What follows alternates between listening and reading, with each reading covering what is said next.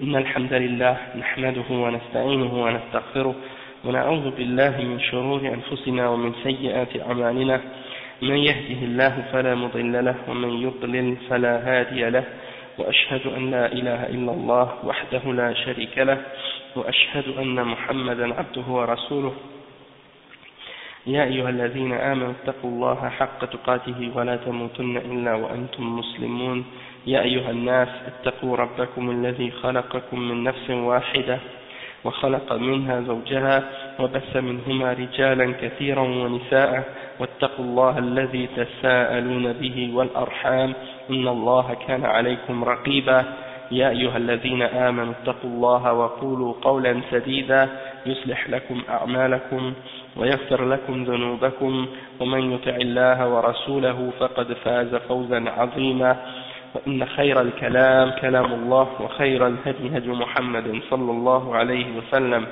وإن شر الأمور محدثاتها وكل محدثة بدعة وكل بدعة ضلالة وكل ضلالة في النار أما بعد.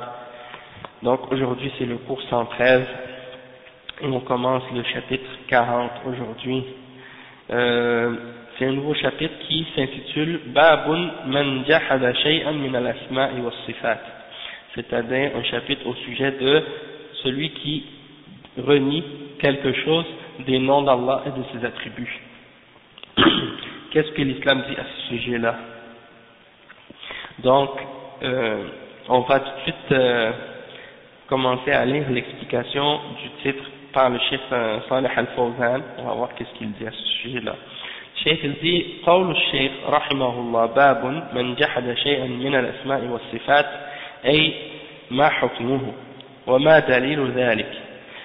ومناسبة الباب أنه لما كان التوحيد ثلاثة أنواع، توحيد الربوبية وتوحيد الألوهية وتوحيد الأسماء والصفات، وكان غالب هذا الكتاب في النوع الثاني وهو توحيد العبادة لأن فيه الخصومة بين الرسل والأمم وهو الذي كثر ذكره في القرآن الكريم وتقريره والدعوة إليه، فهو الأساس وهو معنى شهادة أن لا إله إلا الله وهو الذي خلق الله الخلق من أجله كما قال تعالى وما خلقت الجن والإنس إلا ليعبدون. وعليكم السلام ورحمة الله وبركاته. Donc le Cheikh Salih Al-Fawzan il dit la parole du Cheikh Rahimahullah quand le Cheikh Mohammed ibn Abdul Wahhab quand il a mis comme titre de ce livre, de ce chapitre, celui qui renie quelque chose des noms et des attributs d'Allah subhanahu wa ta'ala, c'est-à-dire en réalité qu'est-ce que le Cheikh veut dire, c'est qu'est-ce que c'est le verdict au sujet de celui qui fait ça, au sujet de celui qui renie quelque chose parmi les noms et les attributs d'Allah subhanahu wa ta'ala. Parce que par exemple Allah subhanahu wa ta'ala, on sait qu'il a plusieurs noms et plusieurs attributs, d'accord, et il s'est décrit lui-même dans la révélation, il s'est décrit lui-même dans le Coran et dans la Sunna. Donc il y en a parmi les kuffars qui nient Allah subhanahu wa ta'ala complètement, c'est-à-dire ils rejettent même son existence, hein? Ils disent non, on ne croit pas que Allah existe. Il y en a d'autres personnes qui disent pas ça de cette façon-là, ils disent pas ouvertement non, on ne croit pas en Allah, ils disent on croit en Allah, sauf que ils ne croient pas en Allah comme Allah subhanahu wa ta'ala s'est décrit lui-même. Ils veulent se faire un Dieu sur mesure, un Dieu qui est en accord avec ce qu'ils veulent eux. Hein? Donc ils ne veulent pas croire en Allah tel qu'il est lui-même et tel qu'il s'est décrit lui-même pour dire comment il est. Ils veulent croire en Allah selon leur propre pensée à eux, selon leur propre imagination, selon leur propre désir. Hein? Donc certains parmi eux, parmi ces gens-là, qu'est-ce qu'ils font? Ils acceptent une partie de ce que Dieu dit à son sujet, hein, dans sa révélation, et ils rejettent l'autre partie. Ils prennent une partie, ils rejettent l'autre. Hein. Il y en a qui rejettent tout, comme par exemple les Mu'tazila, les Jahmiya. Les Jahmiya, comme on va en parler tout à l'heure, qu'est-ce qui est étonnant avec eux, c'est qu'ils prétendent qu'ils sont musulmans et qu'ils croient en Allah, pourtant ils ne croient en rien des noms et des attributs qui sont mentionnés dans la révélation. Ils disent tout ça c'est juste symbolique, ça n'existe pas. Hein. Il y a les Mu'tazila qui disent non, il y a les noms, on reconnaît que ces noms-là existent, sauf que ces noms-là n'ont aucune signification. Ce sont seulement des noms qui sont comme disons comment on pourrait dire, pour désigner Allah, mais qui n'ont aucune signification qui implique une attribut. Hein. Et les attributs, il les renie complètement.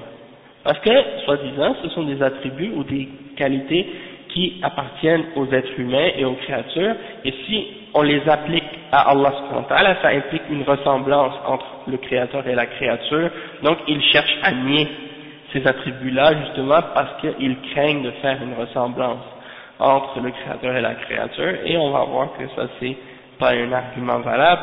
Puis ensuite il y a d'autres parmi les gens bid'a comme les Asha'ira qui ont une partie de ce crime-là aussi, c'est que, et les Maturidiyya aussi, c'est qu'ils affirment les noms et ils affirment certains attributs, mais ils nient le reste, ils nient les autres attributs. Ils acceptent 7 attributs, ou 11 ou 13, hein, mais ils les affirment pas comme il faut non plus. Ils les affirment mais à leur façon à eux, puis le reste ils les rejettent.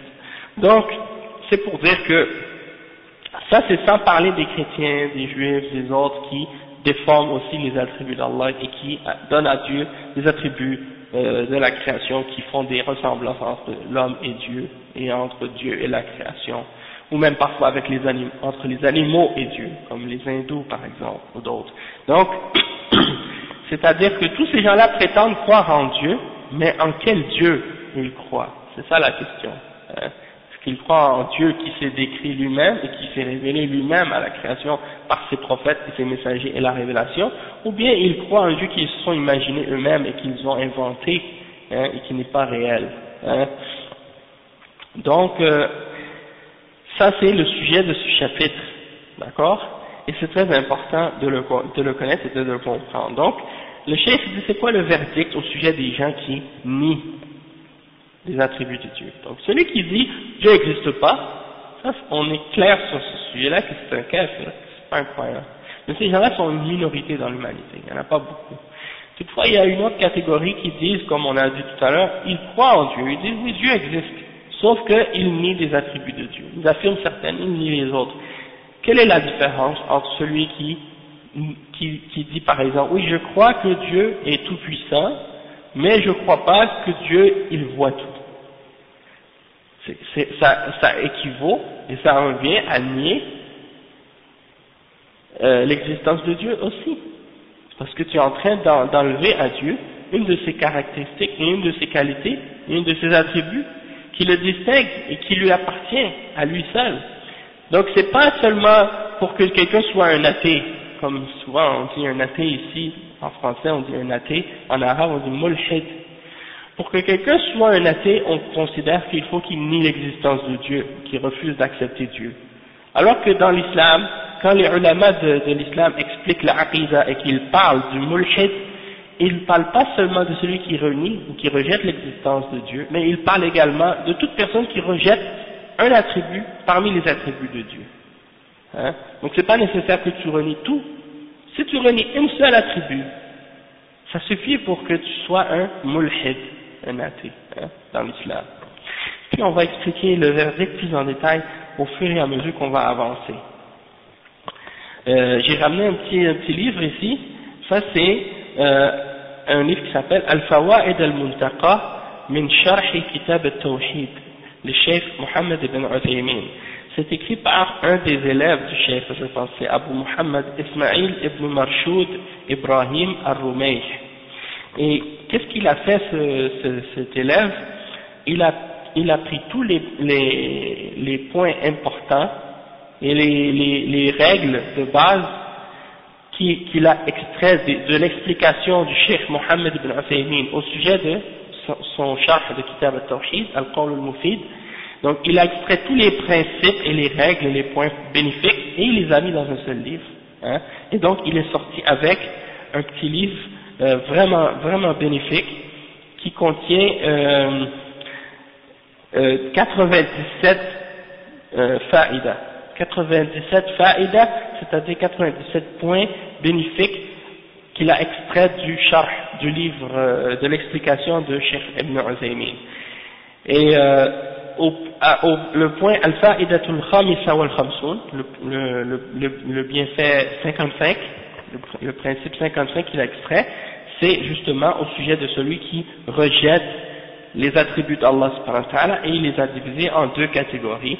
Donc je voudrais juste la mentionner tout de suite avant de commencer, comme ça déjà en partant on connaît déjà en résumé le verdict, puis ensuite plus tard au fur et à mesure qu'on va lire l'explication du cheikh, on va aller par rapport à cette règle là.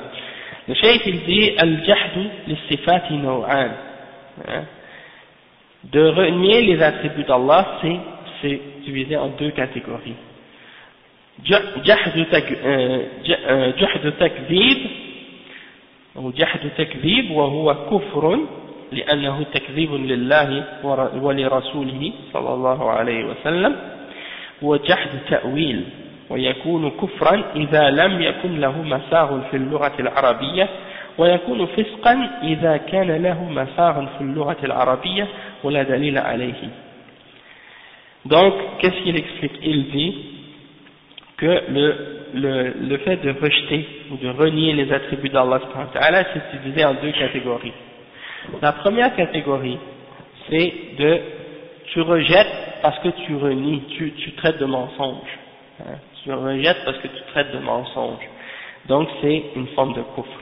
Pourquoi? Parce que c'est comme si tu traites Allah et son messager, sallallahu alayhi wa sallam, de menteur.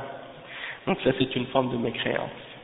Et la deuxième catégorie, c'est al-jahd ta'wil, c'est-à-dire que tu renies, mais tu renies indirectement. C'est-à-dire tu renies pas en traitant de mensonge, mais tu renies parce que tu veux essayer de déformer ou de changer la signification des attributs d'Allah subhanahu wa ta'ala. Donc quand tu lis les attributs d'Allah, t'es pas satisfait. Tu trouves que c'est une signification qui est pas vraie ou qui est pas correcte. Donc tu veux essayer de le déformer ou de le réinterpréter d'une autre façon qui est en accord avec ta raison à toi, comme font les gens de bid'ah, comme les Asha'ira, les Maturidiyya et les autres sectes déviées de l'islam. Donc ça, il y a deux cas possibles à ce sujet-là. Soit que la personne, elle déforme le sens par rapport à quelque chose qui a un lien avec la langue, qui a aucun lien, disons. Le premier c'est ça, c'est que si il déforme le sens sans se référer à la langue arabe, dans ce cas-là c'est kufr. C'est ça que le cheikh dit. S'il déforme le sens de l'attribut en lui donnant une autre signification qui n'a aucune référence dans la langue arabe, dans ce cas-là c'est une forme de kufr.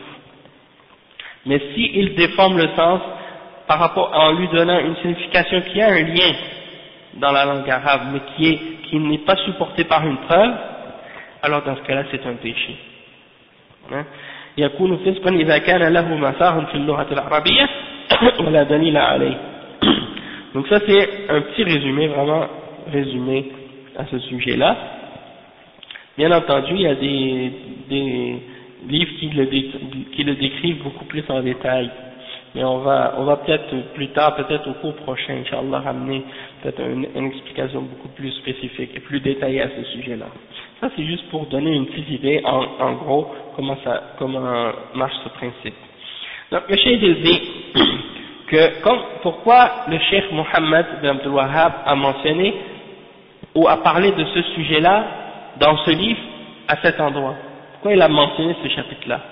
Il dit que comme on sait, le tawhid il est divisé en trois catégories.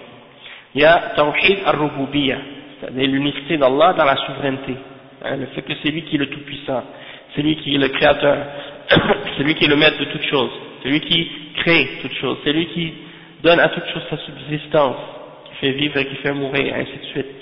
Ça, on le sait, presque tout le monde reconnaît ça, même ceux qui font de l'idolâtrie, ils croient en ça. Ça c'est la première catégorie de tawhid. La deuxième catégorie de tawhid, c'est tawhid al-uluhiyya. Tawhid al-uluhiyya, c'est-à-dire le tawhid d'Allah dans l'adoration. Donc, l'unicité d'Allah dans l'adoration, qu'on doit uniquement adorer Allah lui seul et ne pas avouer à quiconque en dehors d'Allah une forme d'adoration quelconque. On n'a pas le droit de donner à autre que Allah une forme d'adoration. C'est seulement Allah qui mérite l'adoration. La troisième catégorie de tawhid, c'est tawhid al-asma wa sifat, c'est-à-dire l'unification et l'unicité d'Allah dans les noms et les attributs d'Allah subhanahu wa ta'ala. Et le cheikh dit que dans le livre en question qu'on est en train d'étudier, Kitab al-Tawhid, on a pu constater que la majorité de ce qu'on a expliqué jusqu'à maintenant, c'est surtout au sujet de la deuxième catégorie du tawhid, c'est-à-dire tawhid al-ibada. Depuis le début du livre jusqu'à maintenant, on a presque uniquement parlé d'une seule et unique catégorie de tawhid. C'est la catégorie de tawhid dans l'adoration. Tout ce qu'on a expliqué jusqu'à maintenant, c'est presque uniquement qu'est-ce qui a rapport avec l'adoration. Le cheikh, il explique et il dit que, donc, pourquoi le cheikh Mohammed Abdul Wahhab s'est concentré le plus sur tawhid al-ibada dans ce livre? C'est parce que la plus grande partie du problème, de la dispute et du désaccord qui a existé entre le prophète Mohammed sallallahu alayhi wa sallam et son peuple à l'époque du prophète Mohammed sallallahu alayhi wa sallam se concentrait principalement sur la question de l'adoration. Parce que, comme on a expliqué déjà plusieurs fois au début, c'est que les mouchriquines de la Mecque, ils croyaient en l'existence de Dieu, ils savaient que Dieu c'était le créateur, le tout-puissant, le maître, hein, et quand ils adoraient les idoles, c'était pas parce que, quand ils adoraient les idoles, c'était pas parce qu'ils niaient l'existence du créateur, et c'était pas parce que par exemple, c'était pas parce qu'ils croyaient que leurs idoles étaient ceux qui avaient créé le monde, mais plutôt c'était parce que ils croyaient que c'était des intermédiaires et des intercesseurs entre eux et Allah, et donc ils leur offraient des actes d'adoration. D'accord? Donc le problème le plus grand problème qui était présent entre le messager Mohammed sallallahu alayhi wa sallam et son peuple, la tribu de Quraysh et les Arabes de l'époque, c'était surtout et principalement au sujet de tawhid, du tawhid dans l'adoration, pas dans ar-rububiyyah. D'accord? Wa alaykum salam wa rahmatullahi wa barakatuh. Donc, le cheikh dit donc c'est à cause de ça qu'il a concentré ce livre. Dans ce livre, il a surtout parlé du shirk et du tawhid qui a rapport avec l'adoration, parce que même aujourd'hui, à notre époque encore, c'est là-dedans qu'il y a le plus gros problème. Le problème est surtout dans l'adoration, avec les gens qui adorent les tombes et qui font du shirk dans l'adoration aussi. Donc, aussi, le cheikh il mentionne comme point important, c'est que lorsqu'on regarde dans le Coran, on voit que le Coran se concentre surtout sur le tawhid dans l'adoration. La plupart des versets et des choses qui sont mentionnées sont surtout mentionnées au sujet du tawhid dans l'adoration, et le fait d'inviter les gens à cette forme de tawhid là, parce que c'est la base, et c'est la signification du témoignage de la ilaha illallah. Encore avant hier justement, comme hier j'expliquais que j'avais regardé une vidéo des soufis en Afghanistan, et bien la personne qui a fait la vidéo, le reportage sur les soufis en Afghanistan, il donne une définition du témoignage de la ilaha illallah. C'est un chrétien, c'est un français, chrétien converti à l'islam. Et bien lui, quand il explique la ilaha illallah, vous voyez comment il traduit ça? Il dit, tout est relatif excepté l'absolu. La ilaha illallah, voici comment il le traduit. Tout est relatif excepté l'absolu. Et ça c'est une fausse, bien entendu, une fausse explication. La ilaha illallah, ça ne veut pas dire il n'y a pas tout est relatif sauf l'absolu. Hein, ça ne veut pas dire ça, ça veut dire rien ne mérite d'être adoré excepté Allah subhanahu wa ta'ala. Parce que al-ilah, c'est qu'est-ce qui est adoré. Hein. Et il était en train de montrer par exemple l'importance de la calligraphie dans l'islam, du fait que par exemple on n'avait pas le droit de faire des images des êtres humains, des trucs comme ça dans l'islam. Donc les gens ont développé l'art de la calligraphie, de la belle écriture, des versets et des paroles d'Allah subhanahu wa ta'ala. Et donc il montre un Afghan en train d'écrire une parole. Et lui, il explique cette parole et il dit que cette parole, c'est la signification de l'islam, l'essence de l'islam. En fait, c'est la façon dont les soufis expliquent le témoignage de la ilaha illallah. Parce que pour les soufis, la ilaha illallah, wa alaykum salam, pour les soufis, la ilaha illallah a une autre signification. C'est pas la même signification que celle du prophète Muhammad sallallahu alayhi wa sallam et des sahaba et des savants de l'islam. Leur signification, eux, ils ont, le monsieur, qu'est-ce qu'il a écrit à la fin? Je regardais, il écrivait la mawjoud illallah. Qu'est-ce que ça veut dire la mawjoud illallah? Ça veut dire il n'y a pas d'existence, il n'y a rien qui existe, qui est présent ou qui existe, excepté Allah. Ça c'est une façon d'exprimer wahdatul wujud, ou la croyance en wahdatul wujud. Parce que eux, les soufis, ou la majorité des chouyours soufis, ils croient que il n'y a qu'une seule existence réelle et c'est Dieu. Tout est Dieu, et Dieu est tout. Allah est tout, et tout est Allah. Donc, nous ne faisons partie que d'une seule réalité, et c'est Allah subhanahu wa ta'ala. Donc, ça c'est leur idée à eux du tawhid, c'est que tout est Allah. Il n'y a qu'une seule chose qui existe, c'est Allah. Et ça, pour eux, c'est ça l'unification ou l'unicité. Et pour eux, les mouchriquines, ce sont ceux qui distinguent entre Allah et la création. C'est ça pour eux les mouchriquines. Ceux qui voient qu'il y a plus qu'un, il y a des multiples existences. Hein. Ça c'est pour eux les mouchriquines, c'est ça. Donc, eux ils disent, par exemple, pour expliquer pourquoi Allah a décrit les idolâtres de Quraysh comme étant des idolâtres, pourquoi ils sont des idolâtres puisqu'ils adoraient des idoles, et que les idoles, si tout est Allah, donc les idoles sont Allah, donc pourquoi les déclarer mouchriquines? Dans ce cas-là, c'est parce que ils disent qu'ils ont fait une distinction entre les idoles et Allah. Mais s'ils considéraient que Allah et les idoles sont une seule et même chose, ils n'auraient pas été des mouchriquines. Donc ça c'est leur conception de l'idolâtrie, du tawhid et du shirk. Oui, ça c'est comme Al-Hallaj et Al-Bustami et Ibn Sab'in, et il y en a qui disaient Subhani, gloire à moi, ou il y en a qui disaient laysa fil jubbati illa Allah, il n'y a rien dans ce manteau excepté Allah, ou bien des paroles comme ça. Et les soufis essaient d'excuser ces gens-là lorsqu'ils disaient ces paroles-là en disant que c'est des gens qui étaient tombés dans l'ivresse de Dieu. Ils parlaient avec tellement d'ivresse qu'ils disaient des paroles comme ça parce qu'ils sont ivres de l'amour de Dieu. Hein, et donc ils disaient des paroles de kufr. Il y en a d'autres qui ont essayé de dire que c'était des fous. Et bien entendu, dans l'islam, celui qui est fou, il est excusé pour ces paroles de folie. Et donc c'est pour ça. Mais de toute façon, tout ça c'est des paroles de kufr. Et aujourd'hui, il y en a parmi les musulmans qui expriment ces mêmes croyances-là. Comme par exemple, Sayyid Qutb, dans son tafsir, c'est Zilal al-Qur'an, dans l'explication qu'il fait de Surat al-Ikhlas, Qul huwa Allahu ahad, à la fin vous voyez qu'il exprime exactement cette idée-là. De même que Tariq Ramadan, dans ses cassettes, quand il fait l'explication de Surat al-Muzammil, Allah subhanahu wa ta'ala dit Rabbul mashriqi wal maghribi la ilaha illa huwa fattakhidhu wakila. Et bien quand il explique la ilaha illallah dans ce verset, la ilaha illa hu dans ce verset-là, dans l'explication il dit il n'y a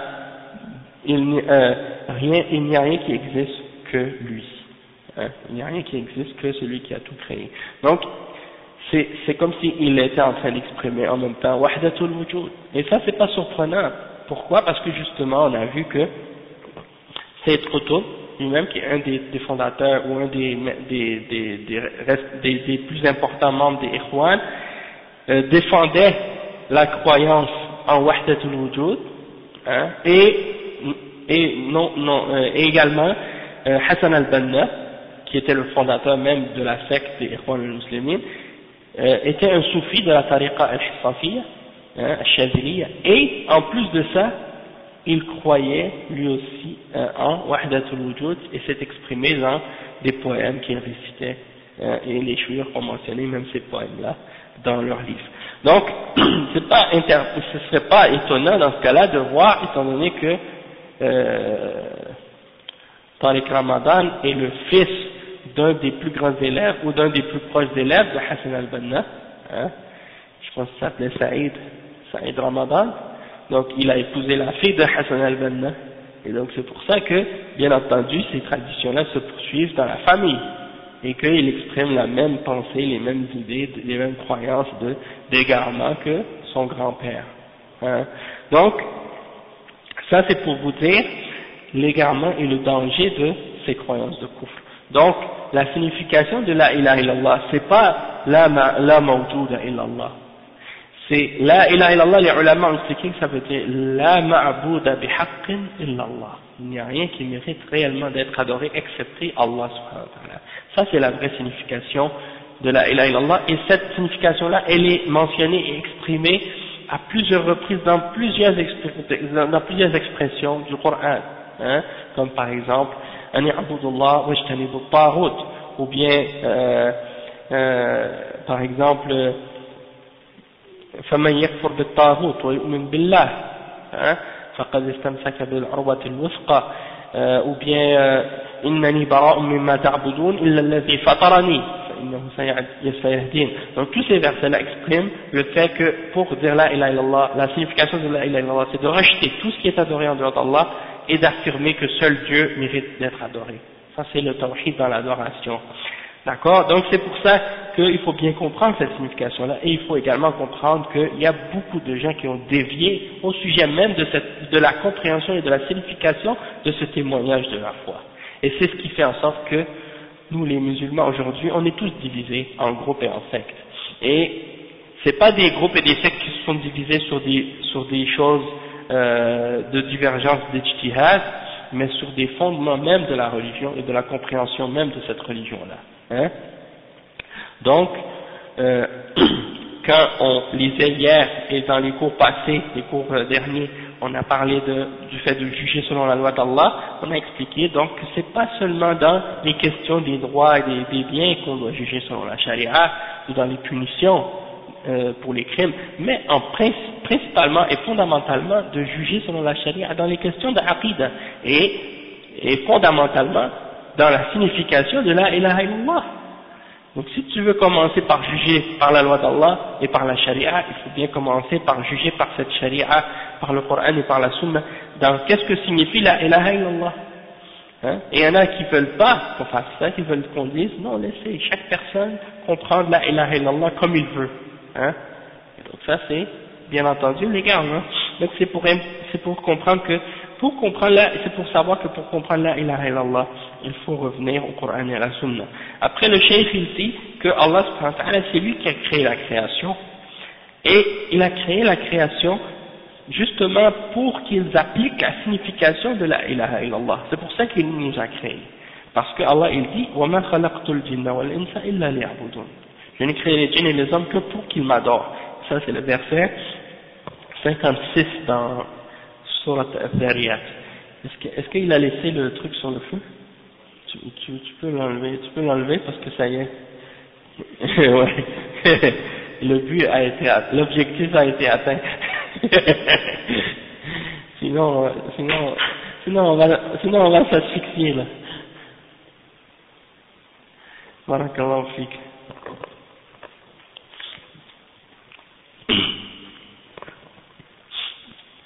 Non. Donc, le chef fait un petit résumé. Maintenant, le chef fait un petit résumé. أما النوع الأول وهو توحيد الربوبية فهذا أكثر الأمم مقرة به، خصوصا الذين كانوا في وقت نزول القرآن من كفار قريش وكفار العرب، كانوا مقرين بتوحيد الربوبية، فهم يعتقدون أن الله هو الخالق الرازق المحيي المميت المدبر، يعترفون بذلك كما جاءت آيات في القرآن الكريم فبين ذلك، ولئن سألتهم من خلق السماوات والأرض ليقولن الله. ولئن سألتهم من خلق السماوات والأرض ليقولن خلقهن العزيز العليم ولئن سألتهم من خلقهم ليقولن الله قل من يرزقكم من السماء والأرض قل من يرزقكم من السماء والأرض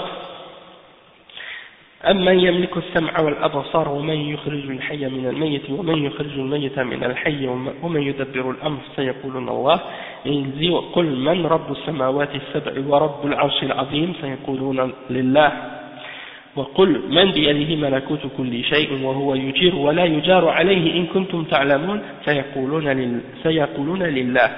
هذا شيء متقرر ولكنه لا يدخل في الإسلام، فمن أقره واقتصر عليه ولم يقر بالنوع الثاني وهو توحيد العبادة ويأتي به فإنه لا يكون مسلما ولو أقر بتوحيد الربوبية. Donc le cheikh explique ici une chose importante, c'est que la première catégorie de tawhid c'est tawhid al-rububiyya, tawhid dans la souveraineté d'Allah subhanahu wa ta'ala. Et c'est-à-dire que tu crois que Dieu c'est le seul créateur, le seul maître, le seul tout-puissant, le seul pourvoyeur, le seul qui fait vivre et mourir, ainsi de suite. Donc ça c'est un tawhid qui est affirmé par la plupart des nations et des peuples sur la terre aujourd'hui et dans le passé. En particulier ceux qui vivaient à l'époque de la révélation du Coran, comme par exemple les gens de Quraysh, wa alaykum salam wa rahmatullahi wa barakatuh, les gens qui vivaient à l'époque de Quraysh, eux, à l'époque du prophète Muhammad sallallahu alayhi wa sallam, la tribu de Quraysh et les kuffars parmi les Arabes, ils croyaient en Tawhid al-Rububiyya, ils croyaient en cette catégorie-là de Tawhid, ils croyaient que Allah c'était le créateur, le pourvoyeur, celui qui fait vivre et mourir, celui qui contrôle tout dans l'univers. Ils croyaient ça et ils reconnaissaient ça. Et c'est pour ça que dans le Coran, on voit que dans plusieurs versets, Allah subhanahu wa ta'ala justement, il mentionne cette confirmation-là des mushrikeen à l'époque du prophète Muhammad sallallahu alayhi wa sallam, comme par exemple dans le verset 9, dans Surat al-Zukhruf. Et ça c'est un principe, c'est un argument qui est fondamental et que vous devez connaître. Lorsque vous parlez avec des gens qui font du shirk, parmi les gens qui vivent musulmans et qui adorent les tombes et qui adorent les awliya et parmi les soufis, il faut comprendre ce principe-là et savoir leur expliquer comme il faut. Et même l'expliquer à tout le monde, même les chrétiens, les juifs et les autres non-musulmans, de leur expliquer le tawhid en leur expliquant ce principe-là, parce que même pour eux c'est la même chose que les mushrikines à l'époque du prophète Muhammad sallallahu alayhi wa sallam. Ils disent qu'ils croient en un Dieu tout-puissant, un maître, un créateur. Ils disent ça. Même les chrétiens et les juifs ils disent ça. Mais ça ne les empêche pas de faire le shirk. Pourquoi? Parce qu'ils n'ont pas compris le tawhid comme il faut. D'accord? Donc, Allah subhanahu wa ta'ala il dit par exemple, et si tu leur demandais qui a créé les cieux et la terre, ils diront c'est Allah le tout-puissant et le sage qui les a, le tout-puissant et l'omniscient qui les a créés. Et dans un autre verset, le verset 87 dans Surat al-Zukhruf, si tu leur demandes qui les a créés, ils diront Allah. Et le verset 86-87 dans Surat al-Mu'minun, et qui est le Seigneur des cieux et des sept cieux et du grand trône, ils diront Allah subhanahu wa ta'ala. Ou bien dans le verset 87-88 dans Surat al-Mu'minun encore, et qui détient dans sa main le royaume ou la royauté ou le contrôle de toutes choses, qui maîtrise toutes choses, et qui protège et qui n'a pas besoin d'être protégé, c'est lui qui donne la protection à toutes choses, si vous savez. Et ils diront c'est à Allah que tout ça appartient. Donc les mushrikines de l'époque du prophète Muhammad sallallahu alayhi wa sallam, ils reconnaissaient Tawhid al-Rububiyya et ils disaient que c'est Allah qui crée tout et qui contrôle tout. Donc le cheikh dit que pour que tu sois un musulman, c'est pas suffisant de croire en ce Tawhid là. Si tu dis je crois en ce Tawhid là, ça ne veut pas dire que tu es musulman. La preuve, les idolâtres de la Mecque, de Quraysh, ils reconnaissaient ce tawhid-là, et ça ne les faisait pas devenir musulmans. C'était pas suffisant pour qu'ils soient reconnus comme étant des musulmans. La même chose pour ceux, par exemple, aujourd'hui qui se disent chrétiens ou juifs ou autres. Si ils disent qu'ils croient en un Dieu unique, c'est pas suffisant pour qu'ils soient des musulmans. non seulement qu'ils doivent croire au prophète Mohammed sallallahu alayhi wa sallam et au Coran, mais en plus de ça, ils doivent croire au tawhid dans l'adoration. Sinon, s'ils croient juste en tawhid al-rububiyyah, c'est pas suffisant. D'accord?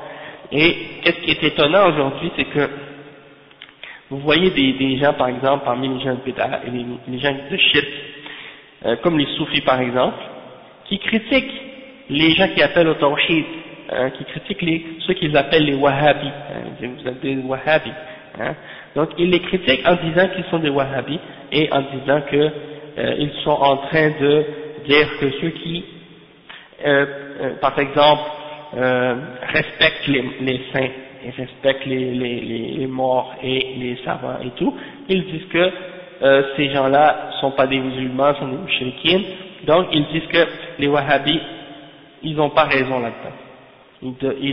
Du moment que tu crois en tawhid al-rububiyyah, ça y est, tu es un musulman. Tu dis la ilaha illallah, tu crois au tawhid al-rububiyyah, tu crois que Dieu c'est le seul créateur, le seul maître et que c'est lui qui contrôle tout, tu peux faire ce que tu veux, invoquer les morts, demander l'intercession des morts, sacrifier des animaux pour les morts, aller faire le tawaf autour des tombes, invoquer les tombes et tout, c'est pas grave, tu es toujours un musulman et ça c'est pas du shirk, c'est pas du shirk pour eux. Donc, cette idée-là, déjà on a compris et on a vu que qu'ils ont totalement tort là-dedans. Ces gens-là qui critiquent les wahhabis, soit-disant ceux qu'ils appellent les wahhabis, ils ont tort de les critiquer de cette façon-là. Parce que ce que les gens qui appellent au Coran et à la Sunna et qui appellent au tawhid expliquent et clarifient sur ce qui a rapport avec le tawhid dans l'adoration, on sait qu'il y a les preuves qui supportent ces choses-là et que c'est basé sur des arguments tirés du Coran et de la Sunna, d'accord? Et que c'est la voie des salafs, alhamdulillah. Toutefois, même ces gens-là qui sont en train de nous dire qu'ils croient au tawhid al-rububiyyah et que c'est suffisant, eh bien même dans le tawhid al-rububiyyah, ils ont fait le shirk. Ils font le shirk même dans le rububiyyah. Comment? C'est parce qu'ils donnent à leur shuyukh, et puis ils nous critiquent en disant qu'on fait le tashbih, qu'on fait ressembler Allah à la création, ou la création à Allah. Alors qu'eux ils font le tawhid même dans l'asma wa sifat en plus. Ils font le tawhid dans toutes les catégories de tawhid, ils font le shirk, pardon, dans toutes les catégories de tawhid. Ils font le shirk dans le rububiyyah, ils font le shirk dans l'uluhiyyah, et ils font le shirk dans l'asma wa sifat, les soufis. Pourquoi? Parce que dans al-rububiyyah, ils donnent à leur shuyukh des attributs d'Allah subhanahu wa ta'ala. Et on a vu ça dans l'exemple des cours qu'on a donné sur le soufisme. Et même dernièrement, il y a un frère qui nous a envoyé sur le site les paroles des gens, les Naqshbandis. Une des turuq soufiyya qu'on appelle la tariqa al-Naqshbandiyya. Et il ne faudrait pas que les gens s'imaginent que ça se limite uniquement aux Naqshbandis. Non, c'est toutes les turuq soufiyya en majorité qui croient en ces croyances-là. Qu'ils donnent à leur cheikh des attributs divins. Et ils pensent que pour adorer Allah, il faut passer par le cheikh. D'accord? Donc ça c'est des exemples. Ces gens-là ils croient que par exemple non, c'est pas du shirk quand on va demander au saint de nous donner quelque chose parce qu'Allah lui donne le pouvoir de faire ça. Ça c'est ce qu'ils prétendent. Bien entendu, c'est des fausses prétentions et c'est des mensonges. Mais c'est pour dire, subhanallah, même si Allah leur avait donné ce pouvoir, on n'a pas le droit de leur demander en dehors d'Allah subhanahu wa ta'ala. Parce que Allah a interdit qu'on associe quoi que ce soit avec lui. Donc même s'ils avaient ce pouvoir-là de le faire, même si Allah leur avait donné la possibilité de le faire, on n'a pas le droit de leur demander à eux. Parce que c'est Allah seul qui a le droit d'être adoré. Et c'est à lui seul qu'on peut demander, et non pas à quelqu'un qui est absent ou mort. Donc ça c'est des exemples de shirk de la part de ces gens-là. Et je sais pas, il y en a s'il y a des frères qui ont lu le texte que le frère a envoyé sur la croyance des Naqshbandis. Est-ce que tu l'as lu ça, Aïssa? Non. Voilà, ok. Non, parce qu'il y a des frères qui l'ont lu, puis on voit vraiment dans ces exemples-là les croyances, les choses vraiment, à quel extrême ils vont, même pour décrire leur shuyukh. Donc allez voir ce lien-là pour voir qu'est-ce qui est écrit, comment ils décrivent leur chef et tout. Puis vous allez voir que c'est des choses vraiment que quelqu'un ne pourrait pas imaginer, qu'il y a des musulmans qui croient en des choses pareilles. Des gens qui se disent musulmans puis qui croient en des absurdités pareilles. D'accord? Donc ils ont fait, et dans le tawhid al-asma wa sifat, ils ont fait le shirk justement en donnant à leur shirk des attributs d'Allah. En fait, la réalité de ce que tu vois, que ce que tu comprends quand tu lis les descriptions de leurs shuyukh, c'est qu'en réalité ils adorent les djinns, que ces shuyukh là c'est des diables, hein, c'est des shayatin. C'est ça la réalité. Et leur secret qu'ils enseignent en fait, c'est ça, c'est que leur chef il croit que c'est Dieu. À la fin, ils tombent dans cette forme d'idolâtrie là. C'est pour ça que les soufis ils disent pas à n'importe qui là, premier venu, qu'est-ce qu'ils pensent vraiment. Ils le gardent en secret jusqu'à ce qu'ils initient des gens et que la personne s'enfonce de plus en plus dans leurs croyances. Là, ils commencent à leur dire des croyances réelles du soufisme. Mais aux non-soufis, aux profanes, ceux qui sont à l'extérieur, ils leur disent nous on respecte la charia, mais on sort pas de la charia. Et tout ce qu'on fait c'est en accord avec la religion. Mais ça c'est juste qu'est-ce qu'ils disent aux non-musulmans, ou bien aux gens qui sont pas soufis.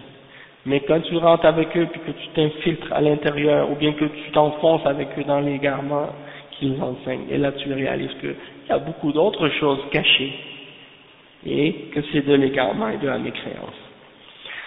Ensuite, le cheikh il dit donc que tant que tu n'as pas cru en l'unicité d'Allah dans l'adoration, eh bien tu n'es pas encore un musulman. Ensuite, il explique la troisième catégorie de tawhid. Il dit وهو توحيد الأسماء والصفات فهو في الحقيقة داخل في توحيد الربوبية ومن أجل هذا بعض العلماء يجمل ويجعل التوحيد نوعين توحيد توحيد في المعرفة والإثبات وهو توحيد الربوبية والأسماء والصفات وهو التوحيد العلمي وتوحيد في الطلب والقصد وهو التوحيد الطلبي العملي وهو توحيد الألوهية. Le cheikh il dit que la troisième catégorie de tawhid c'est tawhid al-asma wa sifat, c'est-à-dire le tawhid dans les noms et dans les attributs d'Allah subhanahu wa ta'ala. Et le cheikh il dit qu'en réalité ce tawhid là il est inclus avec le tawhid ar-rububiyyah. Il est inclus avec le tawhid ar-rububiyyah. Pourquoi? Parce que ça a rapport avec les attributs d'Allah subhanahu wa ta'ala. Hein? Et là, quand on décrit tawhid ar-rububiyyah, je m'excuse. Quand on décrit tawhid ar-rububiyyah, on dit que Allah c'est lui le tout-puissant, le maître, le créateur, celui qui fait vivre, qui fait mourir. Tout ça c'est des attributs d'Allah subhanahu wa ta'ala. D'accord? Donc c'est pour ça que tawhid al-asma wa sifat, il est inclus dans tawhid ar-rububiyyah. D'accord? Et il explique ça, le cheikh. Il dit que c'est pour ça qu'il y a certains savants qui ont résumé un petit peu plus le tawhid et qui l'ont divisé en deux catégories. Au lieu de le diviser en trois catégories, ils ont divisé en deux catégories. Ils ont mis tawhid al-rububiyyah wa al-asma wa sifat dans une seule catégorie et ils ont appelé ça at-tawhid al-ilmi, c'est-à-dire le tawhid disons la théorie, hein, la théorie. Parce que dans cet aspect du tawhid là, c'est qu'est-ce qui a rapport avec la connaissance de Dieu, de connaître qui il est, de ses attributs et de sa toute-puissance et de sa souveraineté, ainsi de suite. C'est ça, al-ma'rifa ou al-ithbat, ça veut dire la connaissance et l'affirmation. Tu vois, tawhid al-ma'rifa ou al-ithbat, comme le cheikh l'a dit. Et ça comprend quoi? Ça comprend le tawhid ar-rububiyyah dans la souveraineté et le tawhid dans les noms et dans les attributs d'Allah. Là, c'est le tawhid en théorie. Parce que c'est basé sur les informations que Dieu nous donne à propos de lui-même dans la révélation. Donc, ces informations-là, il faut y croire, il faut les affirmer. Donc c'est basé sur la science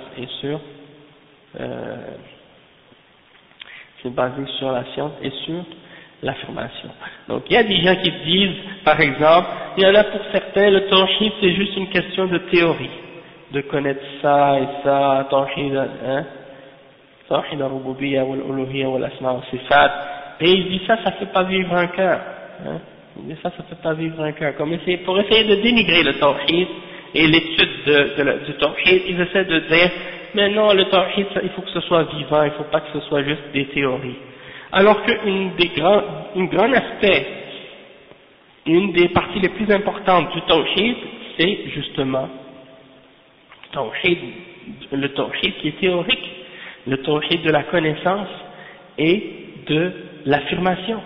Parce que tu peux pas agir et tu peux pas appliquer ton tawhid si tu n'as pas de connaissance. C'est pour ça même que les savants ils disent al-ilm qabla al-qawl wal-amal. Al-ilm, la science, avant l'action et la parole. Tu peux pas appliquer le tawhid avant de l'avoir étudié et compris comme il faut. Donc il faut que tu connaisses Allah, ses noms et ses attributs, et que tu connaisses justement tout ce qui a rapport avec, par exemple, les règles et les principes qui s'appliquent à Allah subhanahu wa ta'ala. Si tu n'as pas la connaissance du tawhid dans la rububiyya et dans al-asma wa sifat, tu vas tomber dans le shirk. Tu vas tomber dans le shirk, ça c'est certain. Donc ceux qui dénigrent la connaissance du tawhid et l'étude du tawhid, et il y en a qui disent ah mais vous les avez classés et vous les avez toutes disons arrangées et organisées, tawhid al-rububiyya, tawhid al-uluhiyya, tawhid al-asma wa sifat, et avec les conditions, les shurut la ilaha illallah et nawaqid al-islam et les principes et les règles au sujet des noms et des attributs d'Allah et tout ça, et ça c'est une façon théorique. Il faut plutôt l'apprendre de façon pratique, le tawhid, et donc ça c'est une façon en fait d'éloigner les gens de l'étude du tawhid, soi-disant pour dire que eux ils l'apprennent par l'action, par la pratique, ils l'apprennent pas par la théorie. Et qu'est-ce qui arrive quand quelqu'un essaie d'appliquer quelque chose sans avoir compris la théorie? C'est qu'il l'applique pas comme il faut. Il n'a pas bien saisi les règles et les principes qui ont rapport avec ce sujet-là. Et donc quand ils vont l'appliquer, ils vont faire des erreurs, ils vont tomber dans le shirk, c'est certain. Donc il faut faire attention à ceux qui disent ça, qui critiquent la théorie. Et le pire, c'est que ces gens-là, qui critiquent la théorie, eh bien c'est eux qui, quand ils parlent de l'islam, en parlent d'une façon plus théorique, le plus théorique. Tu peux jamais imaginer quelqu'un parler d'un islam plus théorique que ces gens-là, parce qu'ils parlent de l'islam comme étant une philosophie, et ils mélangent tout, et vous avez sûrement deviné que je parle en particulier de Tariq Ramadan, parce qu'il a dit ça dans ses cours. Donc c'est des gens comme ça qui veulent éloigner justement les gens du tawhid. Ils parlent du tawhid, ils disent oui, le tawhid c'est le plus important dans l'islam, et c'est la base de l'islam. Mais quand ils expliquent le tawhid, ils expliquent le contraire de ce que ça signifie réellement. Ils disent il n'y a de Dieu que Dieu. Ça c'est comme si tu le dis en arabe, si tu traduis il n'y a de Dieu que Dieu en arabe, qu'est-ce que ça veut dire? Qu'est-ce que ça dit? La Rabb illa Rabb. Et ça veut rien dire. Il n'y a de Seigneur que le Seigneur. Il n'y a de Dieu que Dieu. Ça équivaut à dire que Dieu existe. C'est ça que ça veut dire. Ça veut rien dire dans la signification de la ilaha illallah, la réelle signification qu'il n'y a rien qui mérite d'être adoré excepté Allah subhanahu wa ta'ala. C'est ça la vraie signification. Donc, prenez garde à ceux qui critiquent la théorie, parce que la théorie c'est la base. Avant l'application, pendant 13 ans, à Mecca, le prophète Mohammed sallallahu alayhi wa sallam, il a enseigné le tawhid aux gens. Il a enseigné l'unicité d'Allah subhanahu wa ta'ala. Non seulement dans la pratique, mais dans la théorie en principe aussi, pour connaître Allah, pour l'adorer, il faut le connaître. Donc de connaître le Créateur en premier, et de savoir qu'est-ce qui s'oppose à cette connaissance-là. Ça c'est fondamental. Et donc, les savants, ils l'ont divisé, comme on a dit, en 3 catégories, mais il y en a d'autres qui l'ont résumé, ils l'ont mis en 2 catégories. Ils ont mis al-Rububiyya et al-Asma wa Sifat ensemble, et ils ont mis al-Ibada tout seul, hein, pour diviser ça, comme si il y avait le Tawhid dans la théorie, le Tawhid dans l'application et dans la pratique. Il y a certains qui ont réussi à comprendre le Tawhid dans l'application et dans la théorie, dans la connaissance, ils l'ont compris, mais dans la pratique, ils ont eu faux, ils ont mal compris, ils ont appliqué mal, ou ils n'ont pas appliqué du tout. Et comme par exemple, les juifs et les chrétiens qui adorent les morts, qui adorent les saints, qui adorent les prophètes, qui adorent les êtres humains et les anges. Ça, c'est des gens qui ont un aspect du tawhid, mais dans la pratique, ils ont faux. Hein? Parce que l'unicité de Dieu, c'est pas juste de le dire, c'est pas juste de dire je crois que Dieu est unique. Ça c'est bien de le dire. Mais si tu le dis puis après quand tu as un malheur, tu vas demander à un saint de t'aider. Ouais, tu vas demander tu mets une croix dans ton cou pour demander la protection. Ou bien tu vas demander à d'autres que Allah de t'aider. Tu n'as pas appliqué le tawhid dans l'adoration. Ton tawhid, il n'est pas complet. D'accord?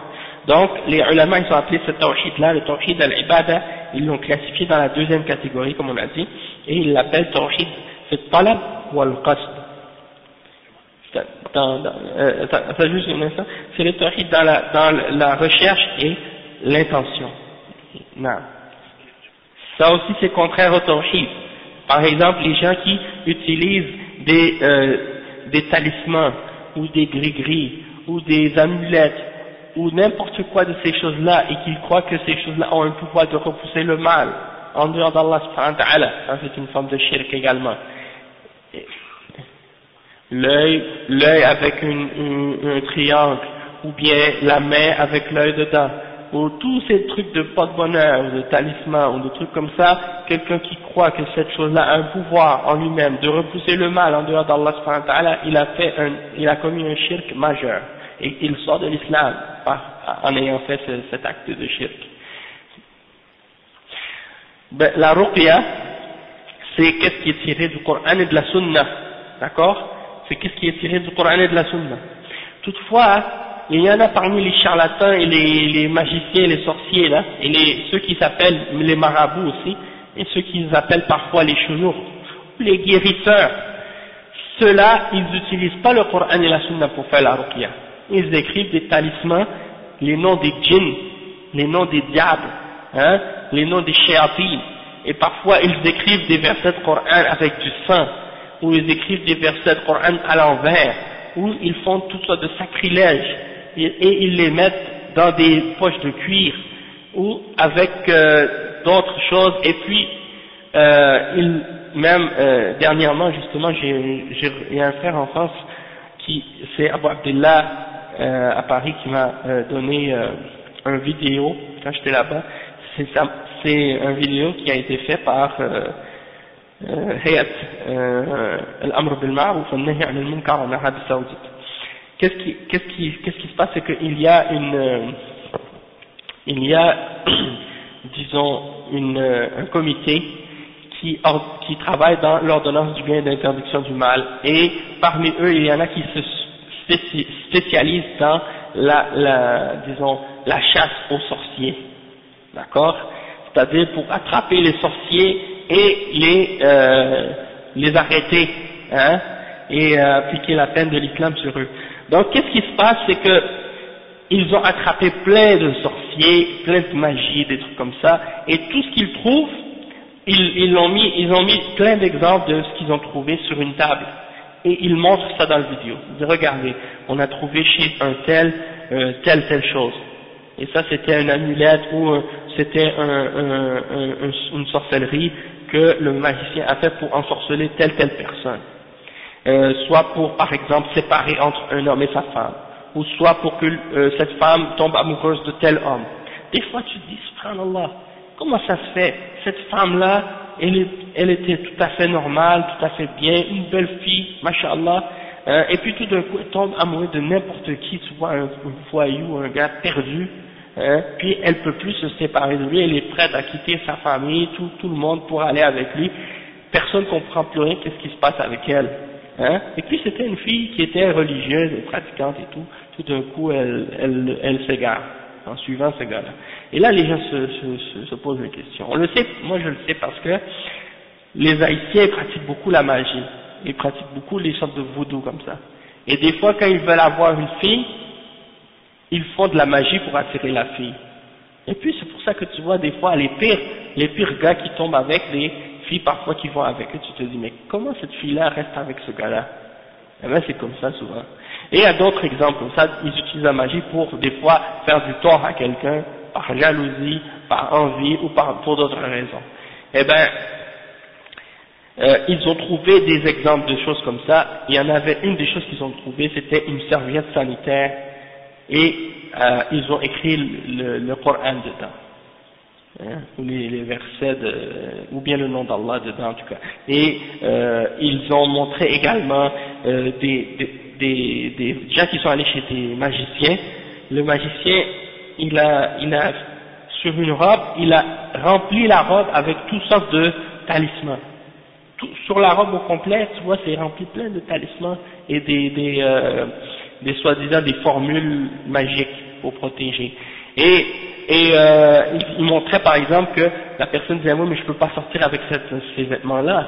Alors il lui donnait un autre jacket et en apparence tu vois ce jacket, ce manteau-là, il est normal en apparence, mais quand tu ouvres l'intérieur du manteau, à l'intérieur c'est rempli de formules et de sorcellerie.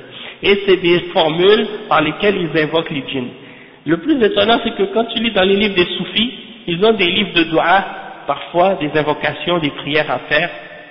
Eh ben, à l'intérieur de leurs livres, il y a des formes de talismans comme ça, des magies, avec l'invocation des noms des diables et des djinns. Hein? Et ça, c'est dans les livres des Tidjans, tu trouves ça, dans les livres des autres Turuq, tu trouves ça aussi. Et les gens, parfois, qu'est-ce qu'ils font? Ils copient la page, ils l'écrivent avec de l'encre, ils la mettent dans l'eau, et puis ils boivent ça. Ou bien, ils prennent la copie du livre, et ils mettent ça en dessous de l'oreiller de quelqu'un, ou en dessous de son lit, ou des trucs comme ça. Ils pensent que ça protège, et ils pensent que ça c'est permis dans l'islam. On a parlé de ça déjà dans les cours passés, mais c'est juste pour faire un rappel, pour dire que tout ça c'est contraire au tawhid. Et comme je disais à des frères, je suis allé en France cet été, je suis entré dans un restaurant, c'est marqué halal. Je me rappelle plus comment ça s'appelle, chicken spot ou quelque chose comme ça, je me rappelle plus. En tout cas, c'est un truc pakistanais, c'est les Pakistanais qui ont ça là-bas. Donc je rentre là-bas et tout c'est propre à l'intérieur, c'est bien beau. Puis je m'assois et je m'assoyais face à la vitre de dehors et je lève les yeux et je vois au-dessus de la porte, en haut du signe de la sortie, où c'est marqué sortie, je vois un carré, une feuille de papier écrit à l'encre et dans le papier, sur le papier il y a comme un carré, c'est comme une sorte de quadrille avec des carrés. Et à l'intérieur des carrés, il y a des chiffres et des lettres. Et autour du carré, il y a des trucs aussi écrits. Donc j'ai compris que c'est un talisman. D'accord? Donc j'étais choqué, je me suis dit, subhanallah, je viens m'asseoir dans un restaurant, c'est marqué halal, et je vois un talisman comme ça sur le mur, juste à la porte d'entrée. Donc je me demandais, je me dis, est-ce que j'ai le droit de manger ici ou non? Est-ce que le poulet est halal ou non? Parce que c'est du shirk. Là j'étais un petit peu mélangé, j'étais un peu confus, je savais plus quoi faire. En tout cas, le Pakistanais est venu me voir, je lui ai dit mais c'est quoi ça? On n'est pas habitué de voir des Pakistanais qui parlent français ici à Montréal, mais là-bas ils parlent français les Pakistanais. Donc je m'adressais à lui en français. Et là je lui disais, mais subhanallah, il y a ça, c'est mon frère.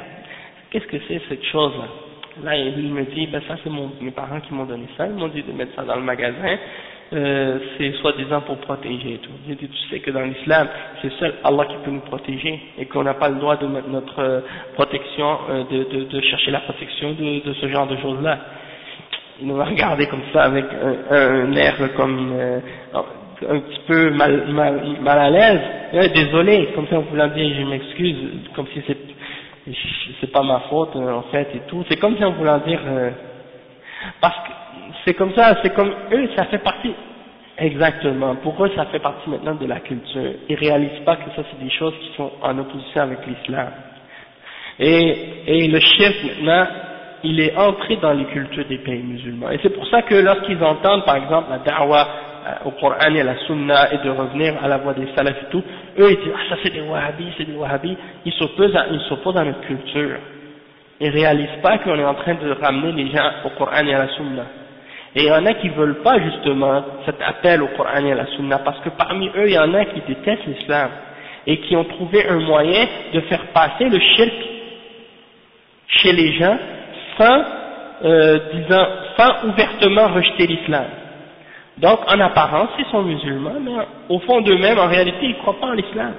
Et il y a beaucoup de peuples comme ça, je soupçonne en fait, que certains peuples qui se disent musulmans, en réalité, pendant des générations, ils se sont transmis une ancienne religion pré-islamique, en cachette, pour montrer en apparence qu'ils sont musulmans, mais au fond d'eux-mêmes, ils n'ont pas cette croyance-là. Et ils disent ça à leurs enfants.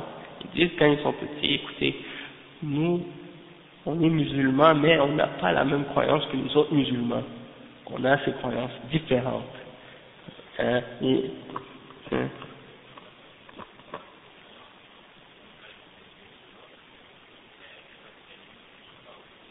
Abandonner, c'est ça. Ils sont musulmans, mais continuent à pratiquer tout ce qu'ils faisaient avant. Ben, c'est ça ce qui s'est passé justement dans plusieurs peuples.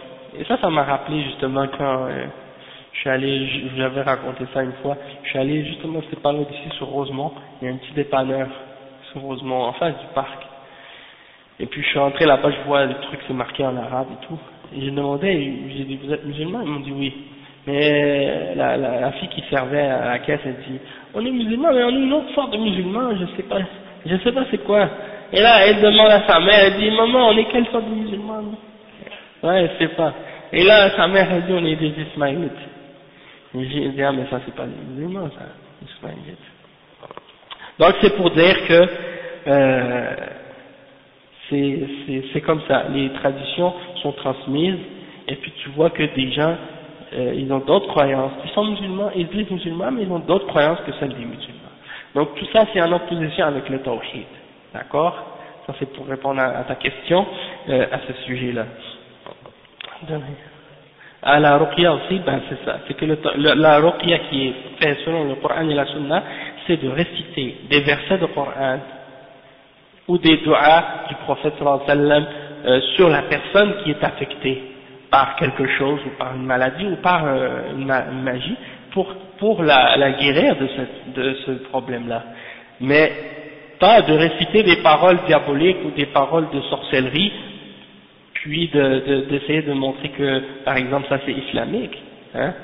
C'est ça le problème. Il y en a qui disent des paroles contraires à l'islam, même s'ils ont l'apparence d'être des gens qui sont religieux, hein? Parce que les sorciers, souvent, ils se donnent une image de gens pieux pour attirer les gens, pour que les gens leur fassent confiance. Tu les vois aller à la mosquée, faire la prière, faire le dhikr, des trucs comme ça, alors qu'ils adorent le djinn, ils adorent les shayatin, hein? Et ils font tout ça de sacrilège en cachette pour justement pouvoir faire la sorcellerie. On demande à Allah, mais en utilisant ses versets, sa parole, ce qui est authentique dans la sunna. Non. Ah, ok. C'est lui qui a traduit ça donc. Donc c'est ça, il y a des gens qui font ça. Même ici à Montréal, il y en a qui font ça maintenant. Ils se donnent une image d'islam, comme s'ils pratiquent l'islam. Et puis, en réalité, c'est pas des gens qui appellent à l'islam, au contraire. Ils font de la sorcellerie et des trucs comme ça. Donc, comme le frère, il mentionnait l'exemple des gens qui disent par exemple, oh, si t'as fait tel rêve, t'as eu peur, c'est des djinns, donc t'as un djinn, donc après ça ils vont dire par exemple, envoie-nous tes ongles, envoie-nous tes cheveux, des trucs comme ça. Depuis qu'ils te demandent tes ongles ou tes cheveux, ou des trucs de ce genre, ou le nom de ta mère, des trucs comme ça, tu sais que c'est des sorciers. Tu sais que c'est des noms de sorciers. Que c'est des sorciers, oui. Et il demande de l'argent. En plus, c'est payant. Donc, il disait qu'il a fait, celui-là, il a fait une tournée en Afrique. Mais ici même à Montréal, il y en a qui font ça. Et il y a une femme ici même à Montréal, une Algérienne. Elle appelait souvent la mosquée. Elle est un petit peu dérangée. Mais bon, elle a appelé à la mosquée pour poser des questions, elle me dit mais je suis allé voir les gens qui font le ruqya, je leur ai demandé de m'apprendre, ils veulent pas m'apprendre, ils m'ont dit qu'ils utilisent certaines herbes, certaines choses pour brûler, puis quand je leur demande de m'apprendre, ils me disent que c'est dangereux, des trucs comme ça. Moi j'ai l'impression qu'elle est en train d'aller chez les mauvaises personnes. Et puis là, qu'est-ce qui se passe, c'est que ces gens-là, ils utilisent la magie, mais ils veulent pas lui apprendre. Hein? Alors elle est frustrée justement parce qu'elle dit, ils veulent pas m'apprendre. Et bien entendu, les sorciers, ils apprennent pas la magie à n'importe qui. Et puis il faut faire les sacrilèges, il faut rentrer en contact avec les djinns et faire le shirk avec Allah subhanahu wa ta'ala et blasphémer la religion pour pouvoir justement faire ça.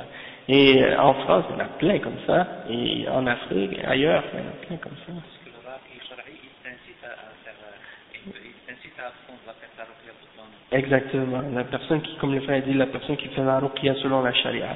Lui, au contraire, au lieu de t'appeler vers l'égarement et le shirk, il va t'enseigner à faire la ruqya sur toi-même.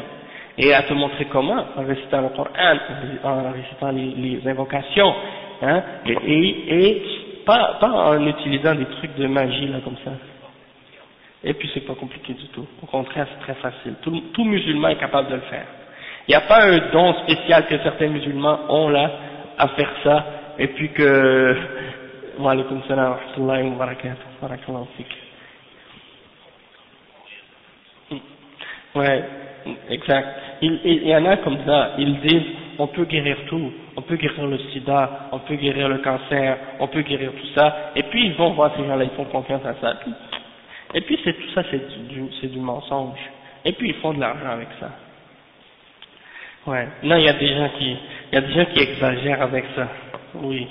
Ah non, il y a des gens qui exagèrent avec ça, et regardez l'exemple du prophète Mohammed sallallahu alayhi wa sallam, il n'a pas enseigné ça, l'islam de cette façon-là. Il n'a pas concentré sur les djinns et tout, là, juste parler de ces choses-là tout le temps. Hein? Au contraire, il a enseigné aux gens de mettre leur confiance en Allah subhanahu wa ta'ala, de s'accrocher à Allah subhanahu wa ta'ala, et de savoir que le maître de toutes choses, c'est Allah seul. Que personne ne peut t'aider excepté Allah. Hein? Que même si toute l'humanité vient pour te venir en aide et te protéger contre un mal, même si tous les djinns sur la terre viennent pour te protéger contre un mal, ils ne pourront rien te faire excepté ce que Allah a écrit pour toi. Donc, mets ta confiance en son créateur, pas en djinn, pas un cheikh, pas un être humain, pas un ange, pas un prophète, rien, sauf Allah subhanahu wa ta'ala. C'est ça le tawhid, d'accord?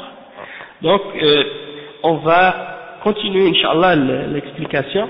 Le cheikh il dit, ولكن لما وجدت طوائف من هذه الأمة افترقت عن مذهب السلف وصار لها رأي في الأسماء والصفات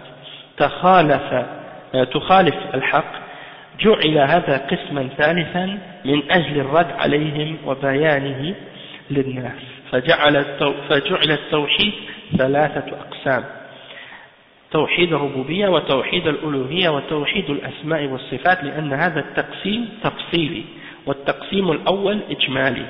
Donc le cheikh explique, il dit que par la suite il y a eu des divisions entre la Ummah au sujet de Al-Asma wa Sifat.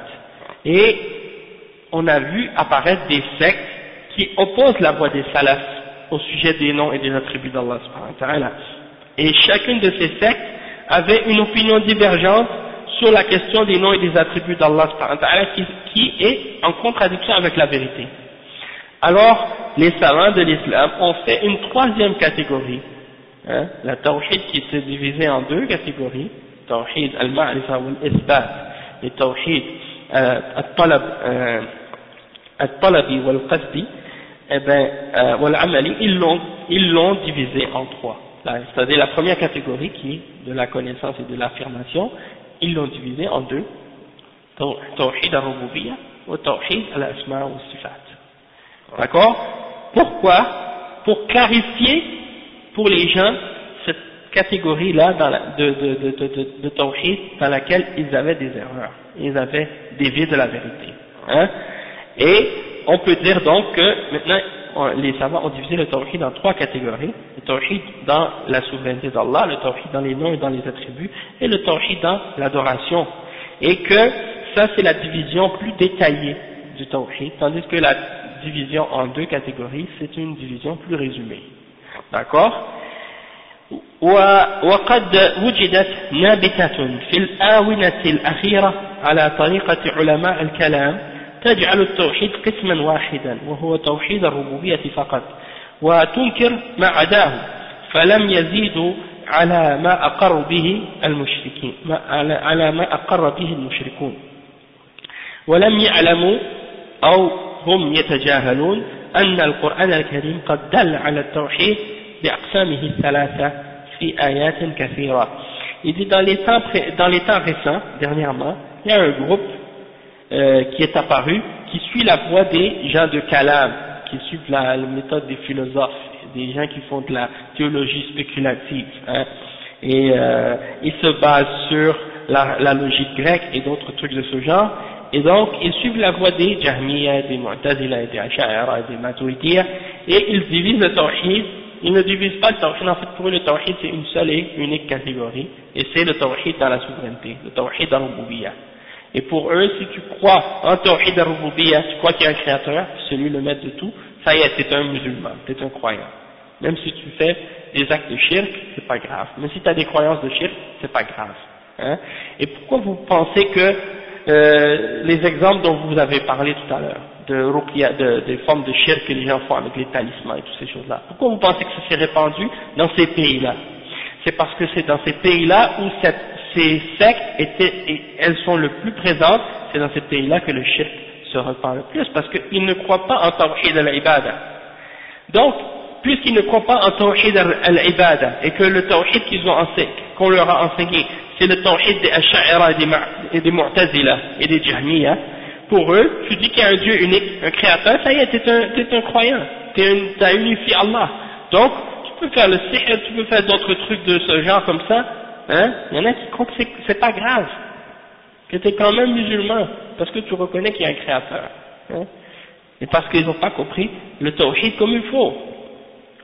Et donc, le cheikh, il dit que ce groupe-là, ou ces gens-là, ils nient tout ce qui est en dehors du tawhid dans l'unicité, dans la souveraineté. Tawhid al-rububiyya. Et ils n'ont rien ajouté à ce que les mushrikoun du temps du prophète sallallahu alayhi wa sallam disaient.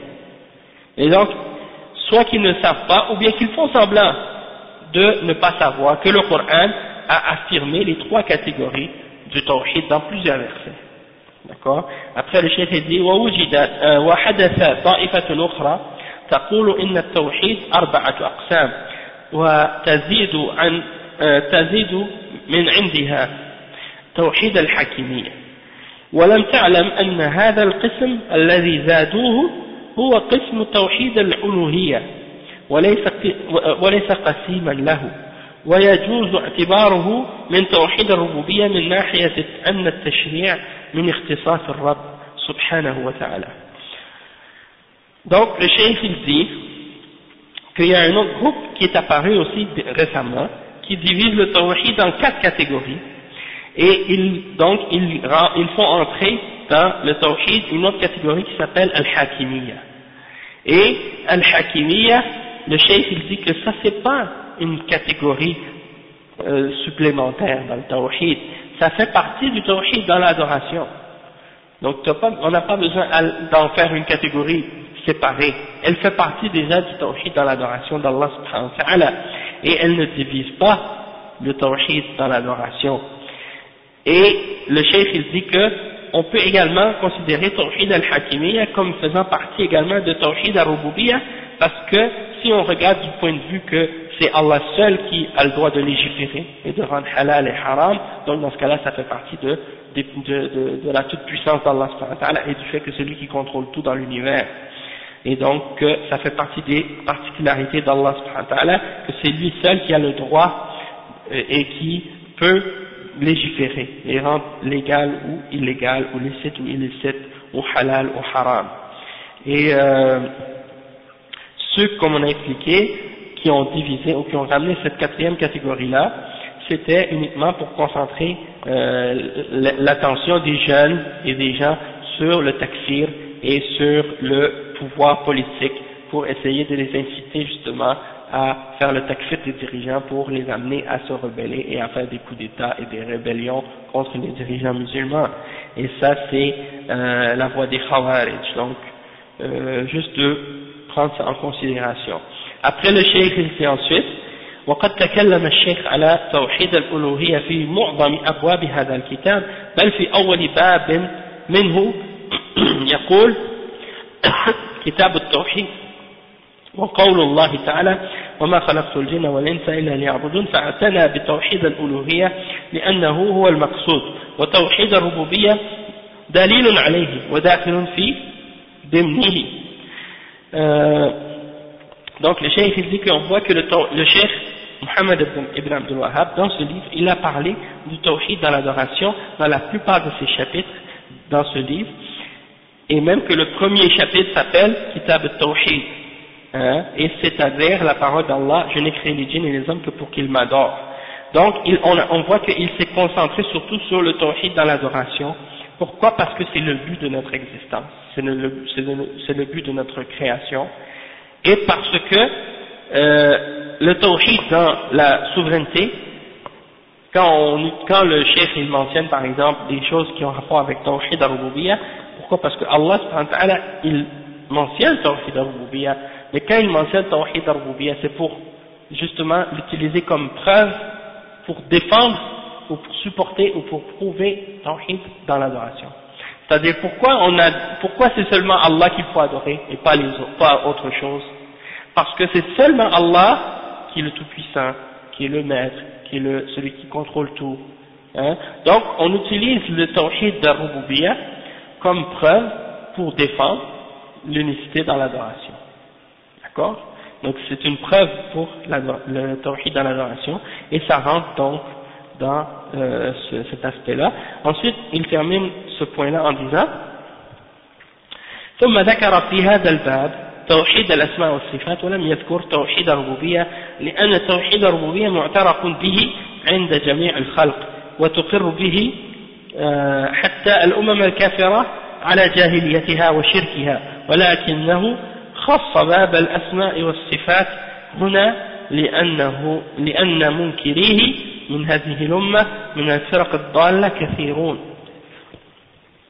فأراد بهذا الباب أن يبين حكم هذه الفرق المخالفة في هذا النوع العظيم من أنواع التوحيد. Donc le cheikh il dit que, puis il a mentionné le cheikh dans ce chapitre, Tawhid al-Asma wa Sifat.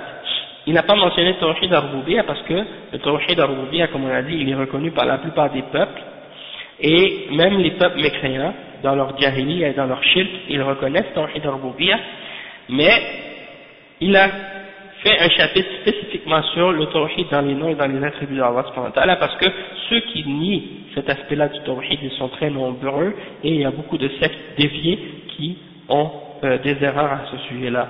Et donc c'est pour ça qu'il a fait un chapitre spécifiquement spécialement sur ce sujet-là, qui est une des catégories, parmi les 3 catégories de tawhid, et donc il a fait ce chapitre Man jahada al-asma wa sifat, et c'est-à-dire pour clarifier le verdict à ce sujet-là. Donc nous, on a fait aujourd'hui, disons, un résumé du tawhid en général. On peut dire que le cours d'aujourd'hui c'était un résumé du tawhid en général, et aussi une introduction au tawhid dans les noms et les attributs d'Allah. De toute façon, on a fait un livre sur ce sujet-là en particulier, c'est-à-dire Al-Aqidat al-Wasitiyya du Cheikh Ibn Taymiyyah. Ça, c'était un livre qui se consacrait en principe sur le tawhid dans les noms et les attributs d'Allah subhanahu wa ta'ala. Donc ce livre-là, il traitait de ce sujet-là en particulier. Toutefois, celui-là, Tawhid, Kitab al-Tawhid, il traite en particulier du tawhid dans l'adoration. Et le cheikh a voulu mentionner certains points au sujet des noms et des attributs, justement parce que ça fait partie du tawhid aussi, et il a traité de ce chapitre-là, de ça dans ce chapitre-là. Donc on a fait un petit résumé d'introduction comme un rappel en même temps, puis la semaine prochaine on va continuer dans les détails de l'explication de ce chapitre, Inch'Allah. Donc on va s'arrêter ici. Subhanakallahumma wa bihamdik, ashhadu an la ilaha illa anta, astaghfiruka wa atubu ilayk.